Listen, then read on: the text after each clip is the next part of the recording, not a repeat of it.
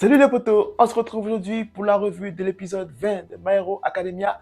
Un épisode qui était vraiment très intéressant parce qu'on nous introduit un nouveau personnage à la personne de Lady Nagant. Allez, sans plus attendre, c'est parti. L'épisode commence avec vraiment une atmosphère sombre, terrible, genre lugubre limite. Les populations sont vraiment sur le qui-vive en ce moment. Ils attaquent tout le monde. Même les civils qui ont des mutations aussi sont attaqués. À quel point les populations sont vraiment frustrées et tout de la situation. Et donc là, du coup, ils s'attaquent tout ce qui bouge. Et donc là, ils ont failli attaquer une des civils qui n'avait rien demandé. Et du coup, heureusement que Deku est arrivé pour la protéger et la sauver. Le pire, c'est que surtout, Endeavor est en train maintenant de commencer à subir le courroux des habitants. Il a sauvé certains habitants contre un mec random, un vilain random. Et pourtant, malgré qu'il les ait sauvés, il s'est attiré les foudres des populations. Les populations lui ont jeté toutes sortes d'inepties en mode ouais, c'est ta faute et tout, si, ça. Et donc, le pauvre Endeavor, il va devoir faire face à ça pendant un bon bout de temps. Une discussion intéressante qui a été faite entre Endeavor, Bejenis et Ox. En gros, il se demandait comment est-ce que Endeavor compte faire pour s'approprier le corps de Shigaraki. Ok, oui, il est en train de faire toutes ces manigances pour que Shigaraki ait un corps parfait, mais en même temps, pourquoi est-ce qu'il a autant besoin du corps de Shigaraki? Pourquoi est-ce qu'il a besoin de la haine de Shigaraki en particulier pour pouvoir atteindre cet objectif-là? Et là, en fait, ils se sont rendus compte que Endeavor ne ressentirait pas de haine, en fait. C'est pour ça qu'il a besoin de la haine de Shigaraki, qui est vraiment une haine immense, on ne va pas se le cacher, pour pouvoir dominer les consciences des 8 autres porteurs du One for All. Tu as se demander, pourquoi est-ce que All for One n'éprouve aucune haine? C'est assez bizarre quand même à y repenser. Quel mystère entoure donc cet aspect-là de All for One?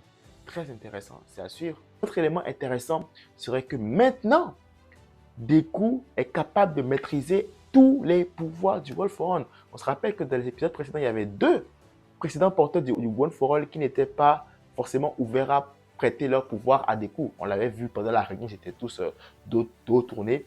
Mais finalement, ils ont décidé de prêter leur pouvoir à Deku.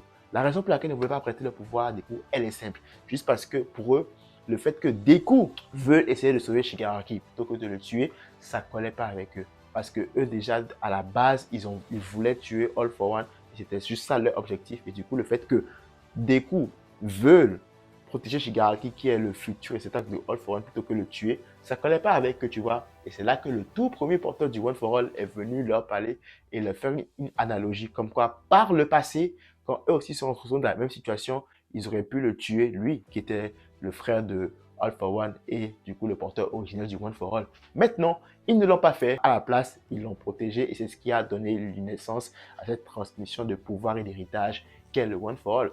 Et du coup, voilà, Deku est maintenant OP. Il a tous les alters du One for All à portée de lui.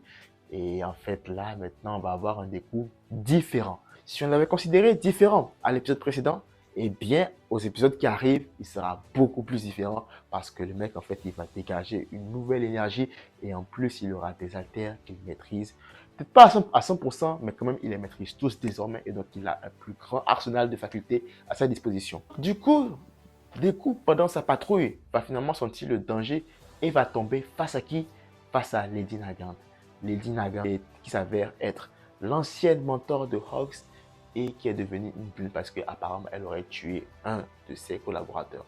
Ce qui lui a valu maintenant le fait d'être une vilaine, une renégade, si on peut dire ça comme ça. Lady Nagant, qui d'ailleurs a été redoutée pendant longtemps parmi les héros comme étant la plus précise des héros. Même Snipe, le héros sniper, disait qu'il avait peur parce que sa précision était légendaire.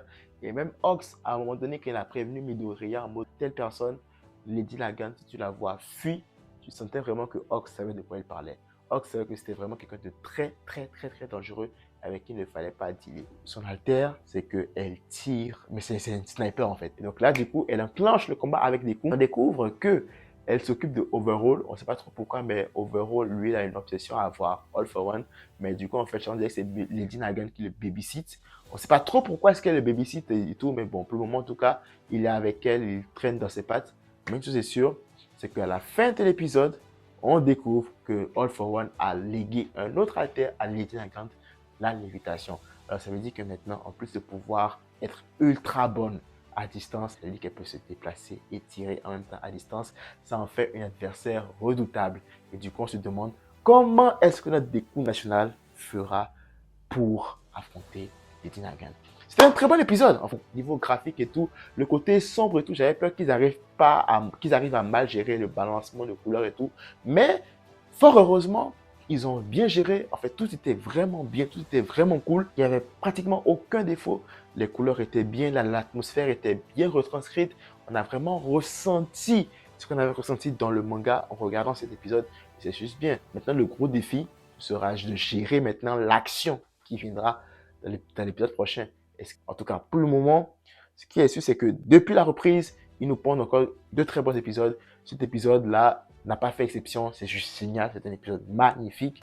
Et que dire à part qu'on a hâte au prochain épisode, hein, parce que le prochain épisode, ce sera l'affrontement tant attendu entre Deku et Lady Nagant.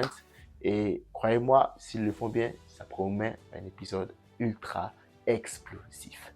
Voilà, c'est toute cette petite revue de My Hero Academia saison 6, épisode 20. Si t'aimes la revue, n'hésite pas à liker et laisser un commentaire, ça fait toujours plaisir. Si t'es pas encore abonné, à mon tour, ça fait encore plus plaisir. Max de like, max de partage. On se retrouve très vite pour de nouvelles vidéos. D'ici là, prenez tous soin de vous et de vos proches. Que la force accompagne.